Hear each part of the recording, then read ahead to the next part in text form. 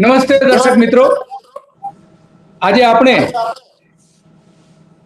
કૃષિ કાયદાઓને લગતી કેટલીક બાબતોની ચર્ચા કરવી છે અને આપણી સાથે જોડાઈ ગયા છે મનહરભાઈ અને ડાયાભાઈ બંને કે જે ખેડૂતો માટે સતત લડતા રહ્યા છે. અલગ અલગ બાબતોથી લઈને ઘણી બધી બાબતો એવી છે કે જેમાં એ સતત લડતા રહ્યા છે અને આપણે આજે એમની બંને મહાનુભાવો સાથે વાત કરવી છે કે જે નવા કાયદાઓ આવી રહ્યા છે, ખાસ બે કાયદાઓ જે ખેડૂતોને લગતા આવી રહ્યા છે, એમાં સૌથી જે ગંભીર કહી શકાય, મહત્વનો કહી શકાય એવો એક છે બિયારણનો કાયદો, કે જે અગાઉ હતો જ પણ તેમાં સુધારા વધારા કરીને એનો ડ્રાફ્ટ નોટિફિકેશન કેન્દ્ર સરકારે જાહેર કર્યું હતું અને 11 તારીખ છેલ્લી હતી કે એમાં જે કોઈએ સજેશન કરવા હોય, સૂચનો કરવા હોય, એ સૂચનો મોકલી શકે છે અને એ અંગેના કેન્દ્ર સરકાર ધ્યાનમાં લેશે એવી ખાતરી આપી હતી.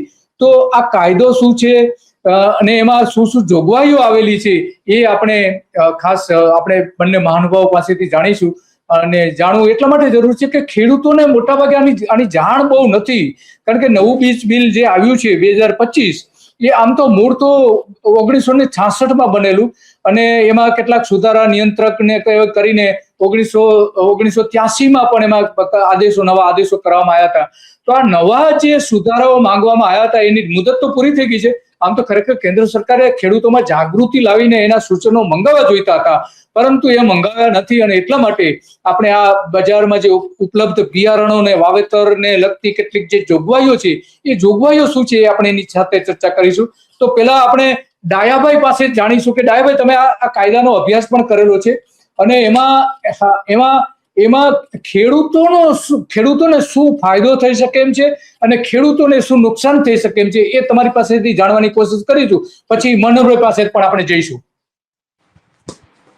દિલીપભાઈ, દેશમાં ખેતી છે એ બહુ મોટી રોજગારી આપનારું ક્ષેત્ર છે અને આ ખેતીના રોજગારીના ક્ષેત્ર ઉપરનો એક પ્રકારનો હુમલો કહી શકાય, એવો હુમલો આ સરકારે આ બિલથી કરવા માંગે છે.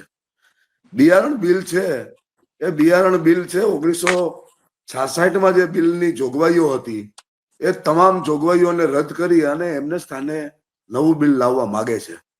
સરકાર પોતે દાવાઓ કરે કે અમે 1500 જેટલા જૂના કાયદાઓ તોડી નાખ્યા છે અને એની સ્થાને નવા કાયદાઓ લાવ્યા છે, પરંતુ સરકાર જે કઈ કાયદાઓ લાવે છે એ ઉદારીકરણ અને ખાનગીકરણના ભાગરૂપ લાવે છે. અને સરકાર આ જે બિયારણનો કાયદો છે એ તો ખેડૂતોના, જેને કહેવાય ને કે નાભી ઉપર પ્રહાર કર્યો કહી શકાય, કે ખેતી ને જે રીતે બરબાદ થવાની છે આ જે કાયદો છે એ કાયદાથી. કારણ કે કંપનીઓ આવે અને કંપનીઓ બિયારણ બનાવે, કંપનીઓ બિયારણ વેચે, આ તમામ પ્રકારની જે છૂટછાટો આ બિલથી મળશે અને એ છૂટછાટોને કારણે ખેડૂતોને જે મુશ્કેલીઓ થવાની છે એ તો સમય બતાવશે. પરંતુ અમે જે ખેડૂત સંગઠનો તરીકે જાણ્યું છે અને ખેડૂત સંગઠનોએ આ અંગેની જે જાગૃતતા દેખાડી છે, ત્યારે તમને દિલીપભાઈ કહું કે સરકારે જે મુસદ્દો તૈયાર કર્યો છે એ મુસદ્દો જયારે લોકોની સમક્ષ એને રજૂ કર્યો છે અને એને 11 ડિસેમ્બરના રોજ એ મુસદ્દા સુધીના વાંધા સૂચનો મગાવ્યા છે. ખેડૂત સંગઠનોએ વાંધા સૂચનો આપ્યા છે, પરંતુ એ વાંધા સૂચનોનો કેટલો અમલ કરે એ તો આપણે આ સરકારને બહુ સારી રીતે ઓળખી શકીએ છીએ. કેવા ખાતર પ્રક્રિયાઓ કરે, પરંતુ એની કોઈ અમલવારી આ સરકાર ન કરે. તેને કારણે બિયારણનું જે વિધેયક છે એ જે કાયદો બનશે અને કાયદાને કારણે બિયારણની અંદર મલ્ટીનેશનલ જે કંપનીઓ છે એ મલ્ટીનેશનલ કંપનીઓ આ ક્ષેત્રની અંદર દાખલ થાય અને બિયારણો પોતે ઉત્પાદન કરે. હવે ખાસ કરીને બિયારણોને કહું તો જે નવા જીએમ બિયારણો નીકળ્યા છે એ જીએમ બિયારણો છે એ જે જીએમબી પ્રકારના બિયારણો છે એમાં 2-3 પ્રકાર ખાસ કરીને એવા છે કે જે એની અંદર સરકાર જો તકેદારી ન રાખે, ધ્યાન ન રાખે તો ખેડૂતોના આખી ફસલો બરબાદ થાય અને કંપનીઓની ઉપર કોઈ પણ પ્રકારની જવાબદારીઓ ફિક્સ પણ ન થાય. આ પ્રકારનું આ બિયારણ બજારમાં આવશે. આ પ્રકારનું આ બિયારણ છે. હા, તો વાત સાચી તમારી. તો મનહરભાઈ, આમાં તમારી પાસેથી એ જાણવું છે કે આ કેન્દ્ર સરકાર જે લાવી રહી છે અને એમાં જે કંઈ ફેરફારો થઈ રહ્યા છે એ ફેરફારોને આપણે સમજીએ અને જોઈએ તો તમારી દ્રષ્ટિએ શું એમાં મહત્વનું છે કે જે ખેડૂતોને ફાયદો કરી શકે અને અને અને ખેડૂતોને શું નુકસાન કરી શકે? આપની દ્રષ્ટિએ શું છે એમાં? કારણ કે તમે ખેડૂતોના મુદ્દાઓ ખાસ કરીને બિયારણ માટે તમે સતત લડતા રહ્યા છો. બિયારણના જે ઇસ્યુ હોય છે એમાં વારંવાર તમે કેન્દ્ર સરકારથી લઈને રાજ્ય સરકારને પત્રો લખતા રહ્યા છો. લોક જાગૃતિ માટે પણ સોશિયલ મીડિયામાં પણ તમે વારંવાર એક પોસ્ટ પણ મૂકી રહ્યા છો. તો એમાં ઘણું બધું તમારું યોગદાન, કારણ કે તમે અગાઉ પણ એગ્રીકલ્ચર સેક્ટર સાથે, ગવર્મેન્ટ સાથે જોડાયેલા હતા, તો અંદરની જે બધી બાબતો છે તમે સારી રીતે જાણો છો. તો આ કાયદો શું છે એ થોડું આપણા ખેડૂત મિત્રો જે છે એને સમજાવશો જરા? નમસ્તે દિલીપભાઈ, અને આપણી સાથે જોડાયેલા ગજેરાભાઈને પણ મારી નમસ્તે, અને આપના સૌ પ્રબુદ્ધ ખેડૂત ભાઈઓ અને શ્રોતાઓને પણ મારા નમસ્કાર. મુદ્દો બહુ સરસ મજાનો અને ખરા સમયે આપે આ ચર્ચાનો વિષય આપે અમારી સમક્ષ મૂક્યો છે. રાજ્યની અને દેશની ખેતી, ગામ અને ખેતીના સાથે સંકળાયેલા તમામ વ્યવસાયોની પરિસ્થિતિ છેલ્લા 10 વર્ષમાં ચરમસીમાએ ખરાબ છે. આ વાસ્તવિકતા સમગ્ર દેશે સ્વીકારી લીધી. અન્નદાતા માટે જેટલી વાતો થાય છે એટલી ખરેખર જમીન પરિસ્થિતિ ઉપર સરકાર તરફથી કોઈ ઘટનાઓ સામે આવતી નથી. મૂળ મુદ્દો એ છે કે ખેતીવાડી વિષયને આપણે જો સમજવો હોય, ગહનતાથી સમજવો હોય, તો સમજવાની આપણી એક માનસિકતા હોવી જોઈએ, આપણો ઈરાદો હોવો જોઈએ. આપણે ગમે એટલું સમજી લઈએ પણ આપણો ઈરાદો ન હોય તો આ જમીન સ્થળ ઉપર કોઈ દિવસ સારા કામના પરિણામો આપણે પામી શકતા નથી. આ વાસ્તવિકતા છે. છેલ્લા 40 વર્ષનો હું અભ્યાસનો નિચોડ કહું. અમે ખેડૂતના દીકરા, ખેતીવાડીનું ભણ્યા, સરકારમાં આ જ વિભાગની અંદર અમે 15-17 વર્ષ કાઢ્યા, અને અત્યારે વિષય વસ્તુ સાથે ધંધો પણ કરીએ છીએ આના વિશે. ઉપરાંત જાહેર જીવનના એક વ્યક્તિ તરીકે કહેવાનું મન થાય આ સરવાળો કરીને કે આ સરકાર એ 8 થી 9 એગ્રીકલ્ચર મિનિસ્ટર કે 10 આપ્યા. આ મંત્રીઓ આવ્યા પછી એમાં અમે અપેક્ષાઓ દર વખતે અમે કંઈક ને કંઈક મૂકીએ કે ભાઈ આની અંદર આપણે કંઈક એવા સઘન ફેરફારો કરીએ. મુદ્દો અત્યારે બિયારણનો છે. બિયારણ એટલે ખેડૂતોને ઉત્પાદન ક્ષમતાની સૌથી મજબૂત સ્ત્રોત જો કોઈ હોય તો એ બિયારણ છે. બિયારણ 3 પ્રકારના હોય. એક સંશોધન બિયારણ, એક હાઇબ્રિડ બિયારણ, અને હમણાં ભાઈએ વાત કરી એમ જીએમ ટેકનોલોજી, જીનેટિકલ મોડિફાઈડ ટેકનોલોજીનું બિયારણ. જીએમ ટેકનોલોજીની બિયારણની પરિસ્થિતિ આપણે 2002-3 ની અંદર આપણે આ દેશમાં આવી. એ પહેલા આપણને જીએમ ટેકનોલોજી વિશે આપણે કઈ કરી, WTO ના નિયમ પ્રમાણે આપણે એમાં સાઇન કરી, એટલે એ બિયારણ આ દેશમાં આવ્યું. અને કપાસના સ્વરૂપે જીએમ ટેકનોલોજી આવી. એ વહીવટી પ્રક્રિયાનો એક ભાગ બતાવું કે આ સરકારમાં, કેન્દ્ર સરકારમાં વાજપેયીની સરકાર હતી ત્યારે 3 પ્રકારની મિનિસ્ટ્રી નીચે એક સંસ્થા બની, એને GAEC કે જીનેટિકલ એન્જિનિયરિંગ એપ્રુવ કમિટી. આ કમિટી નીચે આની એપ્રુવ આપવામાં આવી અને ખૂબ મોટા વિવાદો થયા. અમે એ દરમિયાન હું વ્યક્તિગત પાર્ટી પર્સન ગુજરાતની હાઈકોર્ટની અંદર નામદાર કોર્ટમાં મેં મારી વાત મૂકી હતી અને તમામ લોકોને નોટિસ આપી. મારો મુખ્ય મુદ્દો એ હતો કે તે દિવસે દિલીપભાઈ 1 તોલું સોનાનો ભાવ 4000 રૂપિયા હતો. તે દિવસે 1 કિલો બિયારણ એને આ ગુજરાતના અન્નદાતાઓને 3600 રૂપિયામાં આપ્યું. આ કરુણતાને લઈ મેં હાઈકોર્ટની અંદર આ વિનંતી કરી હતી કે આ અન્નદાતાઓ તેથી હાઇબ્રિડ કપાસ 1 કિલોગ્રામનું 100 રૂપિયાનું કિલોગ્રામ સીડ મળતું હતું ત્યારે આ થયું. અને બીજો પેચીદો પ્રશ્ન એ હતો કે ગુજરાતની અંદર કોઈ પણ જમીન ઉપર તમારે બિયારણ નાખવું હોય ખેડૂતના ખેતર ઉપર તો તમારે રાજ્ય સરકારમાં કૃષિ યુનિવર્સિટીની રેકગ્નાઇઝ વગર કોઈ બિયારણ તમે વેચી ન શકો. એ રેકગ્નાઇઝ કરેલું બિયારણ હોય તે, અને જીએમ ટેકનોલોજીનું બિયારણ કપાસ હતું એ યુનિવર્સિટીની, ભારતની કોઈ પણ યુનિવર્સિટીમાં રેકગ્નાઇઝ કર્યા વગર સીધું ભારત સરકારે ખેડૂતના ખેતર ઉપર પહોંચાડી દીધું અને લેબોરેટરી બનાવી દીધી. અત્યારે તમે જે વાતનો મુદ્દો જે છે કે રાજ્યની અંદર આવું એક બિલ પાસ થઈ રહ્યું છે અને અન્નદાતાઓ માટે સહાનુભૂતિ દેખાડો કરવા જઈ રહી છે સરકાર. આ કોઈ નવો મુદ્દો નથી. ખેડૂતના દીકરાઓ બધા કૃષિ મંત્રી આવ્યા છે. ખેતીના વિશે વસ્તુને સમજવા માટે 1 કલાક ટેબલ ઉપર બેસવાની જરૂર નથી. ખેતરમાં એક વખત આંટો મારીને પાછા આવો, 2 કલાક ખેડૂત પાસે બેસો એટલે ગણિત, વિજ્ઞાન, રોકેટ સાયન્સ બધું અંદર તમને સમજાઈ જાય. આ વિષય જ એવો નથી દિલીપભાઈ કે આ વિષય ઉપર તમે 5 કલાકની ચર્ચા કરો ને તમને ન સમજાય એવો વિષય નથી. 5 મિનિટમાં સમજાય એવો છે કે ખેડૂતના મોઢા સામું જોઈ લો ને એટલે આખો ઇતિહાસ તમને મળી જાય કે આ અન્નદાતા પ્રત્યે 25 વર્ષની એક પેઢી ઉપર જે કામ કરવા જઈ રહ્યા છે એ લોકો આવા ત્રાગા કરે છે. એટલે મૂળ મુદ્દો તમને એ આપું કે મારી દ્રષ્ટિએ 10 મુદ્દા છે.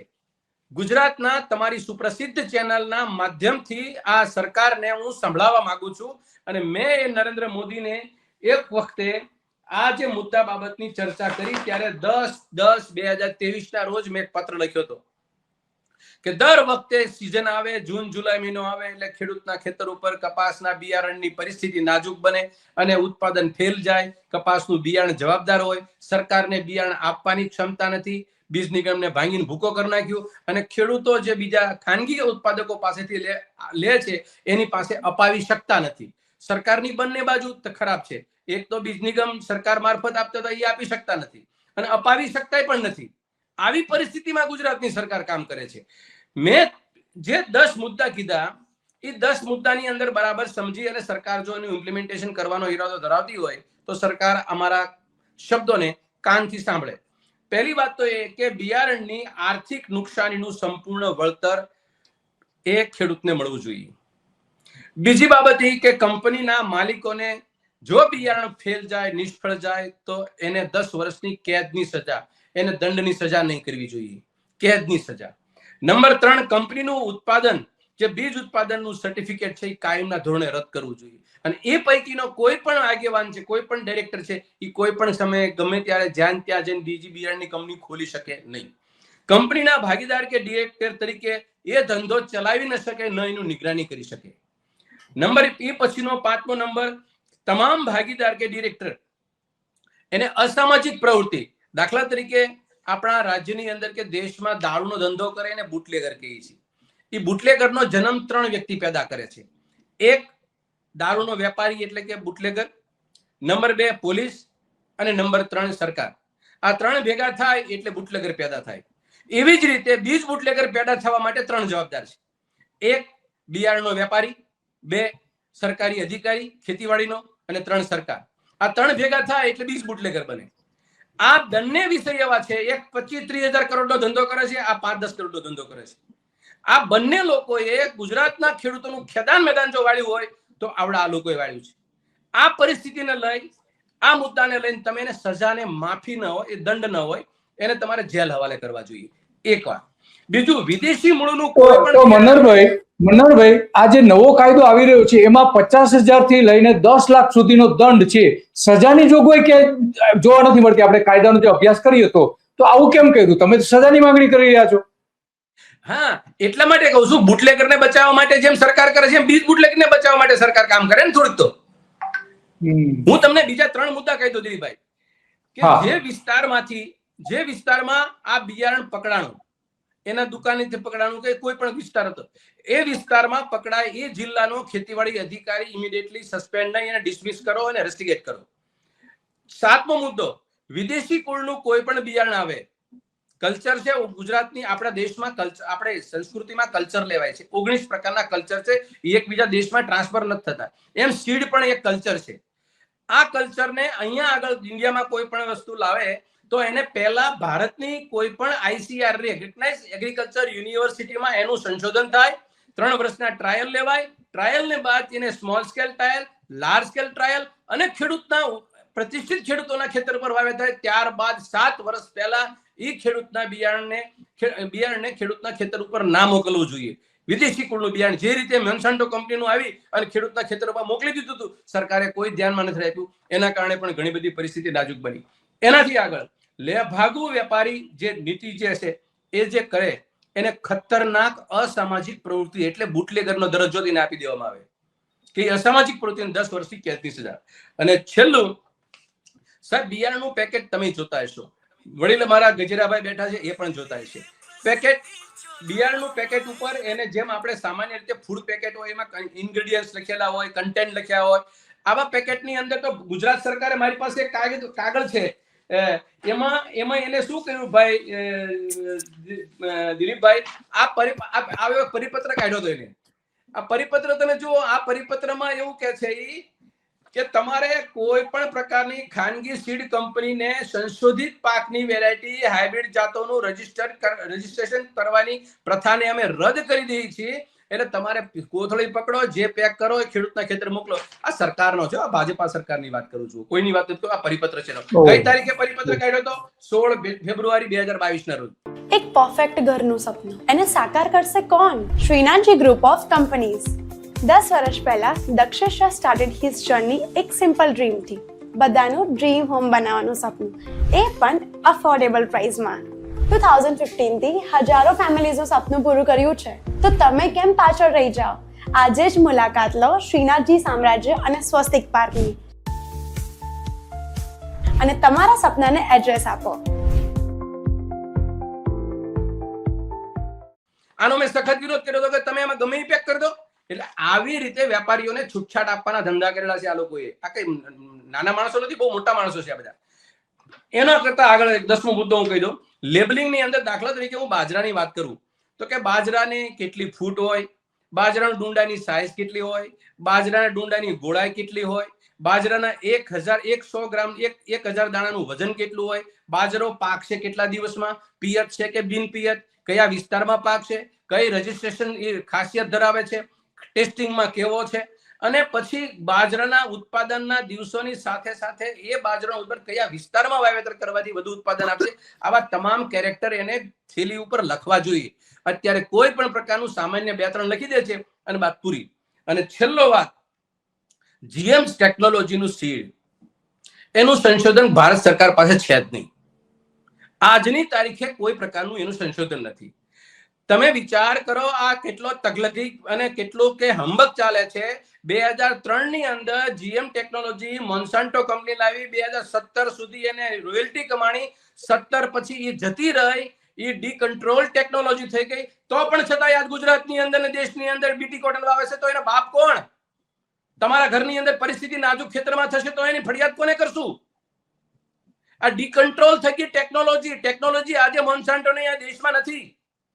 અને છતાં પણ એ મોન્સાન્ટોનું બિયારણ વવાય છે તો એ ટેકનોલોજીની નિષ્ફળતા કે ટેકનોલોજીની ખામી ખરાબી, એના માટે ખેડૂત રોષે કોની પાસે? સરકાર તો હાથ ઊંચા કરી દે છે.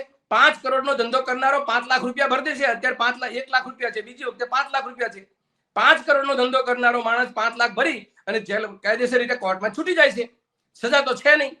આજની તારીખે તમે નરેન્દ્રભાઈ પાસે પત્રની અંદર મેં તમે બતાવ્યો પત્ર મારો, એ પત્રમાં સ્પષ્ટ 3 વાત કીધી છે કે આ ઇનપુટ્સને 10 વર્ષ કરતા ઓછી સજા નહીં એવો ગુનો લાગુ પડે, અસામાજિક તત્વોની જે અસામાજિક તત્વોની એનો દરજ્જો મળે એને, અને બીજા નંબરમાં ઇનપુટ્સની નુકસાની ખેડૂતને ટોટલ ભરપાઈ કરવામાં આવે, વગર બિલનો માલ સ્ટ્રિક્ટલી આમાં લખ્યું છે. એમાં એકમાં બિયારણની કંપની વાળા છે એનું મોનિટરિંગ રાખશે અને ફલાણું રાખશે. એ તો એને ધંધો કરવા રાખવાના છે ભાઈ, એનાથી કઈ ફરક નથી પડવાનો. તમારે ખેડૂતને શું સમય આપી શકશો? તમે સરકાર વધી તમે બિયારણના વેપારીઓ આજની તારીખે હું તમને કહું, આ મારી પાસે એક એફઆઈઆર છે. આ એફઆઈઆર ની અંદર સીડ એસોસિએશનના સભ્યો છે. આમાં તમે કલ્પના કરી શકો છો. મનોહરભાઈ, મનોહરભાઈ, આ તમારો મુદ્દો બહુ ગંભીર છે. તો આ અંગે આપણે ડાયાભાઈને પૂછીએ. ડાયાભાઈ, આ કાયદાની એક જોગવાઈ એવી છે કે ખેડૂતોને પોતાના પાકમાંથી બીજ રાખવા અને તેનો ઉપયોગ કરવાની મંજૂરી આપવામાં આવશે, આવું સ્પષ્ટપણે લખેલું છે. તો એનો મતલબ શું સમજવું આપણે? કારણ કે બીજું આગળનું વાક્યમાં એવું છે કે તેમને નોંધણી કરાવવાની જરૂર રહેશે નહીં, આવું સ્પષ્ટપણે લખેલું છે. તો આપણે એનો મતલબ શું કાઢી શકીએ ડાયાભાઈ? ખાસ કરીને ખેડૂતો પોતાના બિયારણો રાખતા જ આવે છે અને ખેડૂતો પોતાના બિયારણની વિનિમય પદ્ધતિઓ પણ કરતા આવે છે. એક ખેડૂતે જે વાવેતર કર્યું હોય એને બીજા ખેડૂતોને બિયારણ તરીકે આપી પણ શકે છે. પણ મૂળ વાત એ છે કે દેશના મૂળભૂત જે બિયારણો સંશોધિત કરી અને દેશની કૃષિ યુનિવર્સિટીઓ તૈયાર કર્યા છે એ બિયારણો તો ખતમ થઈ જવાના છે. ખાનગી કંપનીઓ આવી જાય અને કંપનીઓ આવશે એટલે કંપનીઓની સામે આ દેશનું વહીવટી તંત્ર પાંગડું સાબિત થશે. એ આપણે વર્તમાન સમયમાં પણ જોઈએ છીએ.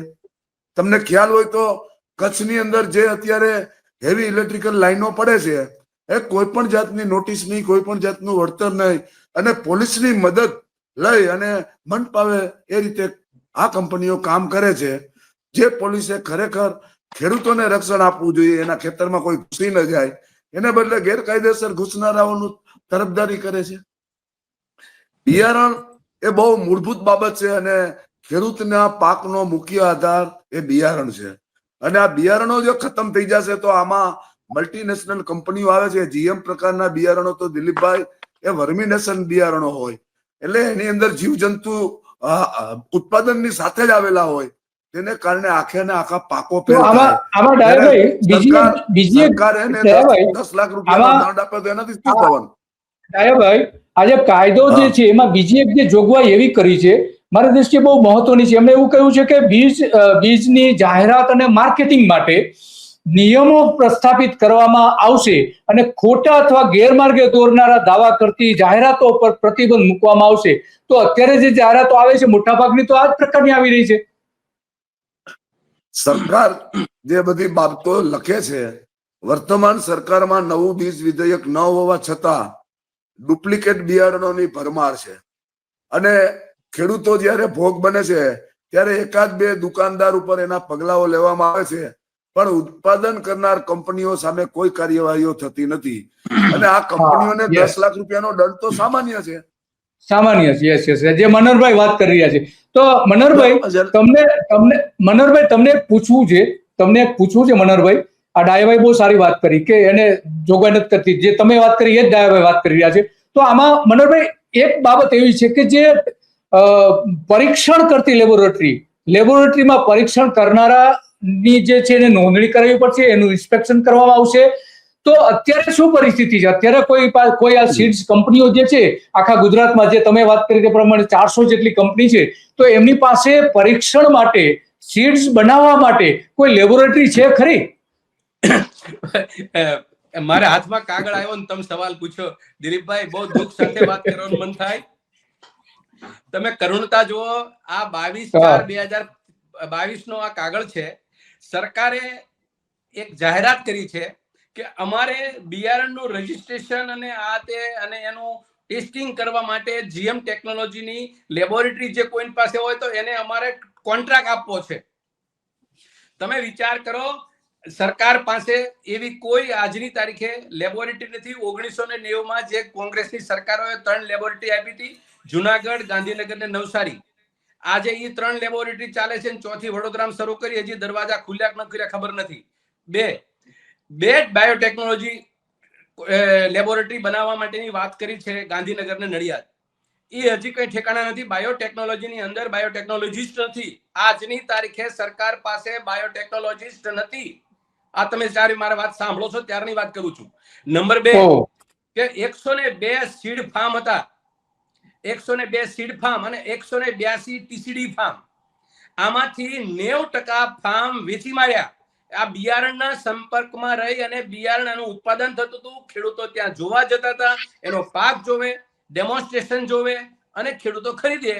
એ ફાર્મ એક તાલુકામાં એક ફાર્મ હતું. એવા 182 ફાર્મ અને સીડ ફાર્મ 102 હતા. એ તમામ 90%, લગભગ 90% બધા વેચાઈ ગયા. 100% બોલું તો એમાં ખોટી વાત નથી. આ વાત સાથે હું સહમત થાઉં છું મનોહરભાઈ. આપણી જે ટાટા નેનો કંપની જે ઊભી છે એ મૂળ તો બેઝિકલી સીડ્સ ફાર્મ હતું. આણંદ એગ્રીકલ્ચર યુનિવર્સિટી ત્યાં સીડ્સ બનાવતી, તેને ગૌચર માટેના જે સુધારણાથી લઈને ગાયોની જે ઓલાદ સુધારવા માટે આ 2 કામ થતા હતા. ત્યાં સીડ્સ કોર્પોરેશનની એક ઓફિસ પણ હતી. આ પણ વેચી માર્યું. તમારી વાત 100% સાચી છે કે મોટા ભાગના જે સીડ્સ ફાર્મ છે સરકારી હસ્તક હતા, યુનિવર્સિટી હસ્તક હતા, બધા વેચી માર્યા છે. એકદમ સાચી વાત છે. તો લેબોરેટરીની શું પરિસ્થિતિ છે? ખાનગી કંપનીઓ જે છે એની પાસે શું પરિસ્થિતિ છે અત્યારે મનોહરભાઈ? એમાં દિલીપભાઈ, તમે જે કીધું ને કે અત્યારની વર્તમાન પરિસ્થિતિ, સરકાર પાસે આ બિયારણને લઈને શું સંસાધન છે, ઇન્ફ્રાસ્ટ્રક્ચર છે, કે એની પાસે શું માળખાગત સુવિધા છે?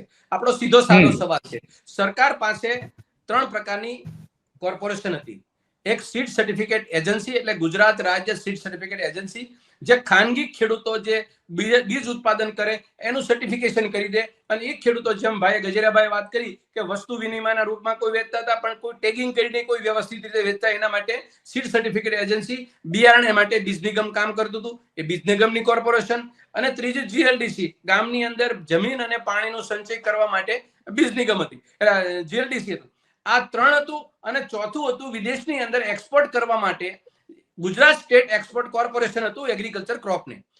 એગ્રીકલ્ચર ક્રોપ માટે એક્સપોર્ટ કરનારું જે નિગમ હતું ગુજરાત રાજ્ય એક્સપોર્ટ કોર્પોરેશન, એ નરેન્દ્રભાઈની પરમ કૃપાથી અદાણીને ધરી દીધું. જીએલડીસી માં એક અધિકારીના ટેબલના ખાનામાં 52 લાખ રૂપિયા પડતા, એટલે જીએલડીસી ને સુદૃઢ બનાવવાને બદલે એનો કચર ઘાણ વાળી દીધો ને તાળા મારી દીધા. હવે વાત રહી બે નિગમ રહ્યા. ગુજરાત રાજ્ય સીડ સર્ટિફિકેટ એજન્સી, એનો એક સમયે 400 નો સ્ટાફ હતો. સરસ મજાનું ગાંધીનગરમાં ભવન હતું. આજે ઈ ક્યાં ચાલે છે? દુઃખ સાથે કહેવાનું મન થાય. શ્યામલ 4 રસ્તા ઉપર એક નાનો એવો બંગલો છે 4 રસ્તા ઉપર, એની અંદર 3 નો સ્ટાફ છે, એમાં એક ટેકનિકલ છે, બાકીના નોન ટેકનિકલ છે. આ રિયાલિટી ગુજરાત રાજ્યની બોલું છું. અને બિયારણની અંદર બીજ નિગમ જે છે, જે બુરા બીની, જે સૌ ગુજરાતના ખેડૂતોને આશાસ્પદ અને ભરોસાપાત્ર અને ઉમદા દામે, સસ્તા દામે આ ખેડૂતોને બિયારણ આપતી હતી. એ સંસ્થાનો કચર ઘાણ વાળો મરણ પથારીએ છે. એનો સ્ટાફ અત્યારે 39 જણાનો છે 400 માંથી. તમે કલ્પના કરો સાહેબ, ગુજરાતની ખેતીને બરબાદ કરવા માટે 25 વર્ષ ઓછા પડ્યા ને હજી પૂરું કરવા માટે લાગેલા કામે. આમાં એક પણ વસ્તુ બાબતમાં ખેડૂતોની સામે મનોહરભાઈ, આ સરકાર પાસે જે જબરજસ્ત ઇન્ફ્રાસ્ટ્રક્ચર હતું બીજ સુધારણા માટેનું, બહુ સરસ હતું અને ઓલમોસ્ટ ખતમ કરી નાખ્યું છે તમે જે કહી રહ્યા છો એ પ્રમાણે. તો ખાનગી કંપનીઓ પાસે આવી લેબોરેટરી તો હશે ને? કેડિલા જેવા જે અત્યારે બનાવી રહ્યા છે, ખાસ કરીને નેનો ટેકનોલોજી આધારિત જે બનાવે છે કેડિલા પોતે, તો આવી કોઈ લેબોરેટરી ખરી ગુજરાતમાં કે જે સીડ્સનું સંશોધન કરી શકે? દિલીપભાઈ, તમારો સવાલ છે ને એ અતિ મહત્વનો છે. અને આ મહત્વનો સવાલ સરકાર માટે પણ એક ગંભીરતા ઉપજાવે એવો પણ છે, પણ શરમ હોય તો. પહેલી વસ્તુ એ કે ગુજરાતની અંદર હું તમને એક નાનો એવો દાખલો આપું. 1992 ની અંદર ગુજરાત કૃષિ યુનિવર્સિટીએ મગફળી 20, ગુજરાત ગ્રાઉન્ડનટ 20 એટલે GG20 એ બહાર પાડી. પ્રોફેસર વિજય પટેલ એ મગફળી બહાર પાડ્યા પછી બીજી 12 નંબર બહાર પાડી. એ 1992 માં એ પણ સમગ્ર ભારત માટે બહાર પાડી. 496 જે ટુકડા ઘઉં છે એ 1989 માં બહાર પાડી. ડોક્ટર MK ભાલાલા જુનાગઢના સ્ટેશન ઉપરથી બહાર પાડ્યું. સાહેબ, આ ભાલાલા હયાત છે, પ્રોફેસર વિજય પટેલ હયાત નથી. પણ આ નામો એવા છે કે ગુજરાતની ખરી ખેતીની ક્રાંતિ કરનારી જાતો આપનારા છે. હવે તમે આંતરરાષ્ટ્રીય જાતો આપી છે. શંકર કપાસ શંકર જે છે એ આખા વિશ્વમાં સૌથી પહેલું બનાવનાર ગુજરાતના વૈજ્ઞાનિક હતા. વાત સાચી તમારી. હા, કપાસ સંશોધન કેન્દ્ર અમારું ગુજરાત કૃષિ યુનિવર્સિટી હતું. સીટી પટેલ, ડોક્ટર સીટી પટેલે કપાસની પહેલી સંશોધન હાઇબ્રિડ જાત પાડી, શંકર 4 એ પણ પાડી. પણ એવી ઘણી હું તમને ગણાવી શકું એમ છું, પણ મારી વાત મૂળ મુદ્દો એ છે દિલીપભાઈ કે અત્યારના જે બિયારણ ઉત્પાદકો છે, ચાહે જીએમ ટેકનોલોજી થી વાપે, હાઇબ્રિડ કરે કે સંશોધિત બિયારણ બહાર પાડે, એ તમામ લોકો પાસેથી લગભગ 2% લોકો પાસે સીડ ફાર્મ છે. કોઈની પાસે સીડ ફાર્મ નથી. 2%. બાકીના બધા લોકોએ એના સાથે જે આવ્યું મેળ પડ્યું કે આ કરે છે, આનું ઇન્વેસ્ટિગેશન સરકાર કરે. એક વખત તો ખબર પડે કે વગર ફાર્મે કોકના ખેતર ઉપર પકવે છે, એની ક્વોલિટી ક્વોન્ટિટી જે ગણો તે આપે છે, અને બાકીનું બધું જેટલું પેક થાય એટલું પેક કરે છે, બાકી એમને વેચે છે. સાહેબ, ખેડૂત દર વખતે રડે છે કે એમને રડતો હોય. અચ્છા, એટલે તમે મનોહરભાઈ, તમે એવું કહેવા માંગો છો કે આપણી ગુજરાતની જે 4-5 કૃષિ યુનિવર્સિટીઓ જે છે સરકારી, એ જે બિયારણો બનાવે છે એ આ ખાનગી કંપનીઓ બનાવવા લાગી છે? મોટા ભાગના અધિકારીઓ નિવૃત્ત થાય છે ને સાહેબ, એટલે આ મોટી મોટી કંપનીના પેરોલ ઉપર હોય છે. સાહેબ, ક્યારે સરકારે વિચાર કરવો જોઈએ કે જમ પ્લાઝમ અમારા જે કોઈ પણ જાત હોય ને એના માતા પિતા, મતલબ નર અને માદા, એની કિંમત હોય છે. અધિકારીઓ જેવા નિવૃત્ત થવાની તૈયારી બેઠા હોય ત્યારે એકાદી સીડ કંપની એને પટકી રહે. બાજરાના હોય તો બાજરાની બિયારણ સંશોધન કેન્દ્ર અમારું જામનગર છે, ત્યાંના અધિકારીઓની ટચમાં આવી જાય. ઘઉં હોય તો અમારે અરણેજ હોય કે તમારે અહીંયા વિજાપુરના ટચમાં આવી જાય. એવી રીતે અધિકારીઓના ટચમાં આવી જાય સીડ કંપનીઓ, અને એની સાથેથી ગોઠવણી ભાઈબંધી કરે અને એની પાસેથી લઈ લે, અને બિયારણની કંપનીમાં પછી નિવૃત્ત થાય એટલે એમાં એક નાની એવી પોસ્ટ આપી દે અને આ કરે. અત્યારે હું તમને કહું એવા 25 અધિકારીઓ આવી સીડ કંપનીના હેડ ઓફ ધ ડિપાર્ટમેન્ટ રહેલા અધિકારીઓ ત્યાં બિયારણની કન્સલ્ટન્સી કરે છે. ગુજરાત સંશોધન વેચી, એક ચોરી કરીને વેચી અને ગુજરાતના ખેડૂતોને બહુ ઊંચા ભાવે જે સરકાર નિગમ આપતી હોય તો સામાન્ય દામે આપતી, અને આ મોટા દામે જાહેરાતો મોટી કરી અને મોટા ખર્ચે આ બિયારણ મોંઘા ભાવનું આપે છે.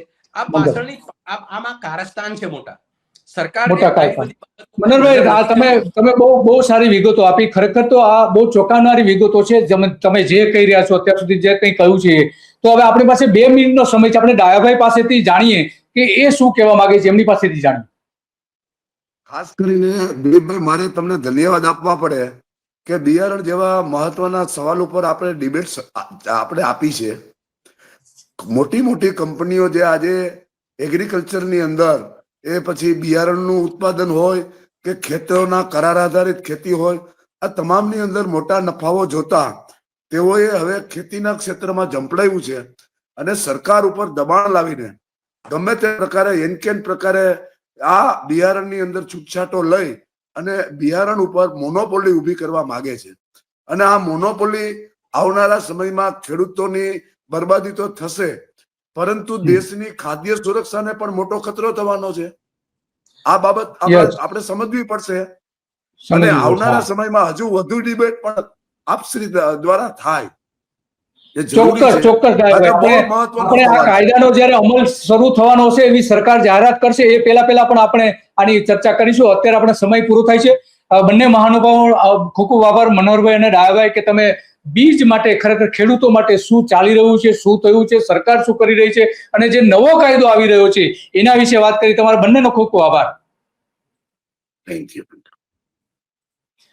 તો આ જે વાત હતી કે ખરેખર ખેડૂતો માટે નો જે નવો કાયદો આવી રહ્યો છે બિયારણો માટેનો, એ બિયારણો માટે કંપનીઓને સૌથી વધારે ફાયદો થવાનો છે એવું બંને મહાનુભાવોનું મોટા ભાગનું કહેવું હતું. અને ખેડૂતો માટે જે ખરેખર કામ કરવું જોઈએ એ થતું નથી, કંપનીઓને રક્ષણ આપવામાં આવતું હોય એવું આમાં દેખાઈ રહ્યું છે. તો બસ આજે આટલું જ. આવા જ મુદ્દાઓ પર આપણે ચર્ચા કરીશું. જે રીતે ડાયાભાઈએ કહ્યું કે આ જ્યારે બિયારણના કાયદાઓનું સરકાર આખરી નક્કી કરે ત્યારે એની આપણે ચર્ચા કરીશું. બસ આજે આટલું જ. નમસ્તે.